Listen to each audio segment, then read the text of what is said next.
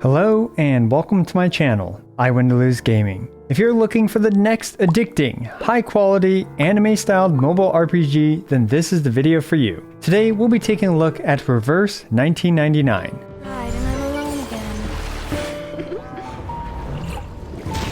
I'll be covering a lot of the important aspects for Reverse 1999 in this video, which includes the key features of this game, the gameplay, the very unique characters you can collect, the gacha along with some pulls, and finally, my free-to-play experience thus far. Now this video is sponsored by Reverse 1999, but as usual with these types of sponsorships, my job is to just show you what the game has been cooking.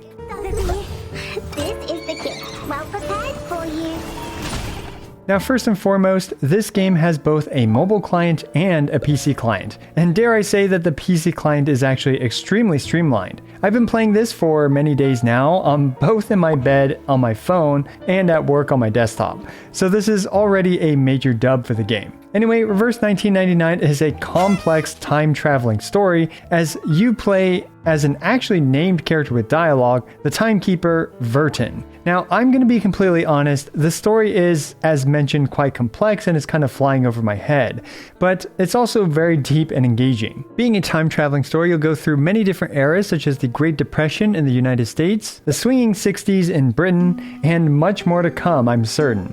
The game has a clear focus on its high-quality art, where all the characters are live 2D animated, and the in-combat art looks fantastic as well. So for those of you that have the necessary IQ to process a super intertwined time-traveling epic with wonderful visuals, then this is perfect for you. The game also features proper accents for the English voice acting based on where the characters are from, such as Italian accents, British accents, and more. Have you thought about being a rock DJ at Radio Apple? You will be a great DJ. Only second to me. And the game is available in many different languages, as well as having Japanese, Chinese, and Korean dubs for those of you that might want to use those.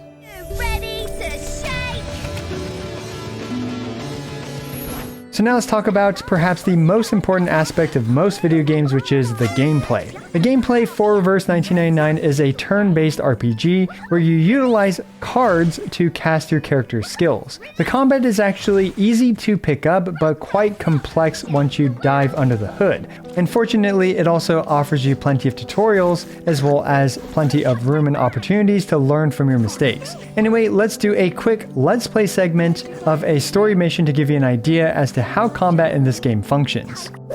So as we can see here, abilities in this game are activated through these cards that you obtain every single round in this game. And we're going to start off by actually using 3 of her cards. And the reason for that is because I actually want her, this character here, to not move at all for an entire turn. Because she has a passive where if she does not do anything for an entire turn, she will gain 50% additional crit rate, which is a huge buff. And it also shows how dynamic the playstyles for each individual character can be. And you love to see that type of variety. So now that she has her 50% crit rate buff, we're going to go ahead and unleash a bunch of her abilities to wipe out some of the enemies. We'll probably be able to take out this wolf here. We can see that this wolf has 3 sword icons. That means that it's going to attack 3 times this turn. So it's important to prioritize or debuff or somehow, crowd control enemies that are going to do a ton of damage to you. And there's another aspect to this game where we can see these little diamonds above these characters. If we actually use some of these abilities here, we can definitely see how when you use your abilities, you fill up these diamonds, and once you have all 5 diamonds up and running, then you will actually be able to use the character's ultimates. So anyway, as we can see, this combat system is pretty easy to pick up and play and just enjoy, but at the same time, it has a lot of complexities, which is certain to add a lot of additional depth. So it kind of goes with that saying, easy to pick up, difficult to master, and we can see that that ultimate did quite a bit of damage to at least one of the enemies. Reverse 1999 also implements a very traditional 4-element counter ring, as well as the light and dark elements countering each other. Right, and I'm alone again. Next, let's take a look at arguably the most important part of any hero collector, which is the characters that you can collect. So first of all, the art and live 2D animations are really on point for Reverse 1999. And this here is Regulus. She is my main DPS character overall, and she is a pirate DJ rock enthusiast, I believe. It's quite an interesting job title for her. And yeah, so one thing that I really like about this game is how even free-to-play is pretty much anyone that gets any character that's 4 stars or above will have an alternate costume available to them as long as they level up that character's insight to level 2, which you just gotta farm some in-game resources for. Now the next character is Eternity. Eternity is an amazing looking character, and this is her second costume. Here is her first costume, which also looks pretty good, but me personally, I think I prefer the nice, more casual pink outfit here.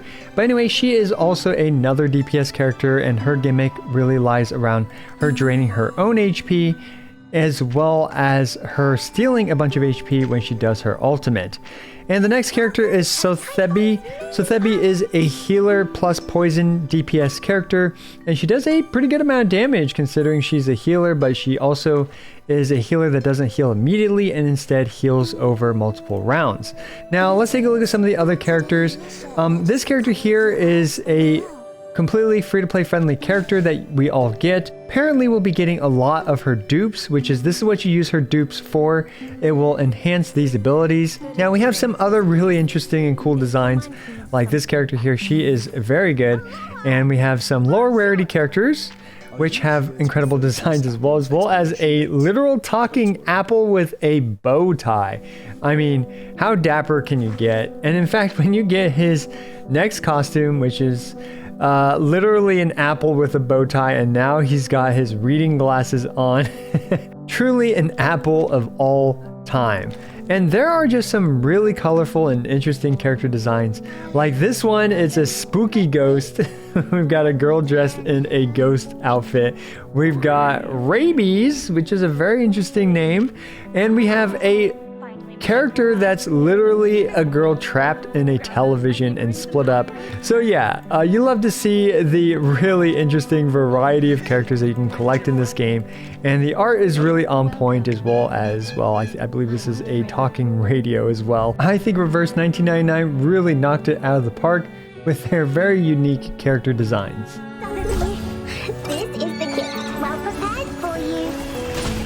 So let's also talk about the gacha really quick in this game. Right now we have 2 featured character banners, which is A Knight as well as Sathebi, which is one of the characters that I showed you guys earlier. And we also have, I guess, what is called a standard banner, which pretty much has all the current, I believe, 6-star characters in this banner, but none of them are particularly featured or rated up. So in this case, we can see here that the rate of 6-star characters, there's a 50% chance for it to be this really interesting, I think, pair of hands with a sword, A Knight, as well as some featured 5-star characters as well, Bacorn, Bloom, as well as Tenant. And we can see here that we have the rate details of 1.5%, and basically you have a 50% chance of getting the featured rate up character. However, if you lose that 50-50, then the next 6-star character that you get will be the rate up character. I've been playing since, I believe, release day, and I've gotten 4 6-star characters thus far. I've done 100 pulls so far and gotten 4 6-star characters. And while pulling for Sathesbi, since I really needed a healer on this account, I lost the 50-50 to Eternity, who I am using regularly, and then bam, I got a double 6-star roll with 2 Sathesbis, which has put my free-to-play account in a rather good spot. Ready to shake!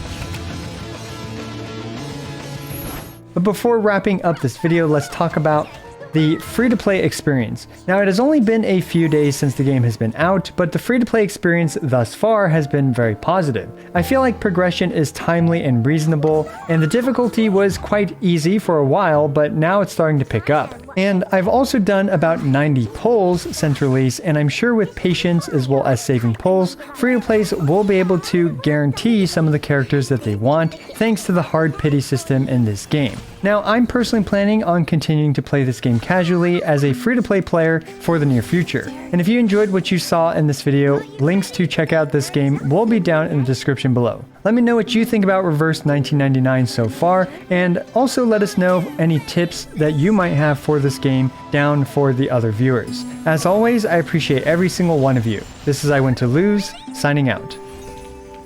Pride goes before the fall. I've been there. You better take it.